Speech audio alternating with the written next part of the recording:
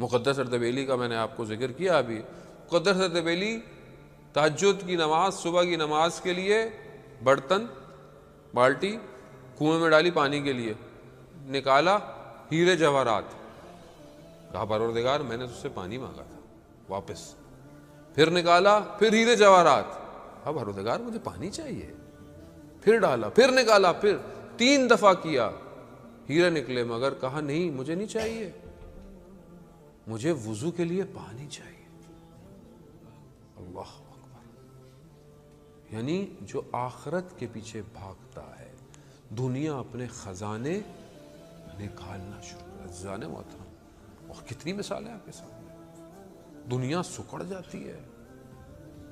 میں اپنی زندگی میں یہ نہیں کہہ رہا کہ آپ محنت نہیں کرنی، ہمیں محنت کرنی ہے، اچھا پڑھنا ہے، ہماری لائف میں ایمبیشنز ہونا چاہیے، ویژن ہونے چاہیے، ہمیں سب کچھ کرنا ہے، حلال رزق، لیکن بھاگنا نہیں ہے.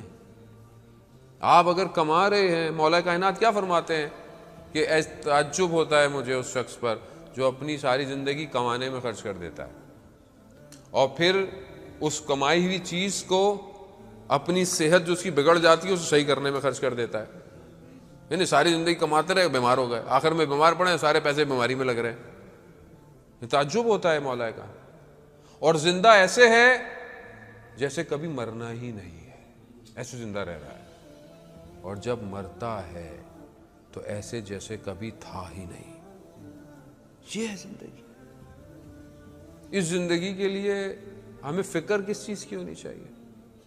یہ جہاں ہم فیہا خالدون ہے. امام یہی تو فرما رہے ہیں. مولا کائنات اپنے بیانات، خطبوں کے ذریعے سے جہاں امام نے 3 دفعہ دنیا کو طلاق دے دی ہے، وہ یہی بتانا چاہ رہے ہیں کہ دیکھو یہ دنیا ہے، اپنی جگہ پر ہے، لیکن اصل میں وہ ہے جہاں تم نے ہمیشہ رہنا ہے، لیکن جانا اسی دنیا سے ہے. ہمارے استاد آیت اللہ تحریری حفظ اللہ فرماتے ہیں کہ یہ دنیا بیسیکلی کمال پہ پہنچنے کا راستہ ہے. اب آپ یہ نہیں کہہ سکتے کہ میں پہاڑوں میں چلا جاؤں اور چپ کر کے بیٹھا رہوں، اکیلا بیٹھا رہوں، مجھے نہیں، ایسے نہیں جائیں گے.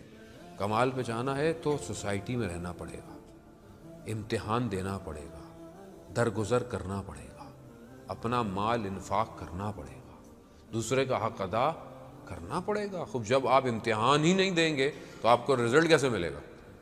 آپ بولیں گے نہیں نہیں میں ویسے ہی پاس ہو جاؤں، گھر میں بیٹھا ہوں، تو ایسا تو کوئی دنیا کا امتحان پاس نہیں ہوتا. عزیزان محترم، دنیا کو سمجھیں.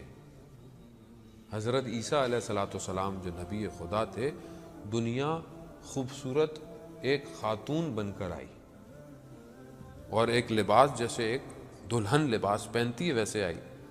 تو ان سے پوچھا حضرت عیسیٰ نے، وہ کہتی ہیں کہ جو میرے پیچھے بھاگتا ہے میں اسے بھگاتی رہتی ہوں، ایسے ہی، اور جو مجھ سے دور جاتا ہے میں اس کے پیچھے بھاگتی ہوں. آپ کے اپنے اوپر یہ جو لذتیں ہیں دنیا کی، امام علی علیہ السلام فرماتے ہیں کہ گناہ کی لذت بہت تھوڑی ہے، بہت تھوڑی، مگر گناہ پر پچھتاوا، شرمندگی بہت لمبی ہے، بہت طولانی ہے.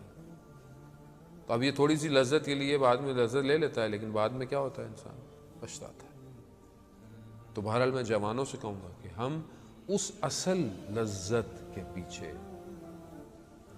تو آغا دولابی فرماتے تھے کہ ترک لذت میں جو لذت ہے وہ کسی میں نہیں ہے.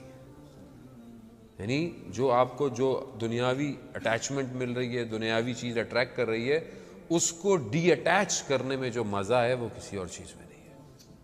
اس کو چھوڑیں. وہ کوئی چیز مل رہی ہے، کوئی دیکھ نہیں رہا، کوئی سن نہیں رہا، مگر میں کہوں پروردگار صرف تیری خاطر چھوڑ رہا، تیری خاطر. کوئی دیکھ نہیں رہا، کسی کو نہیں پتا، مگر تیری خاطر، صرف تیری.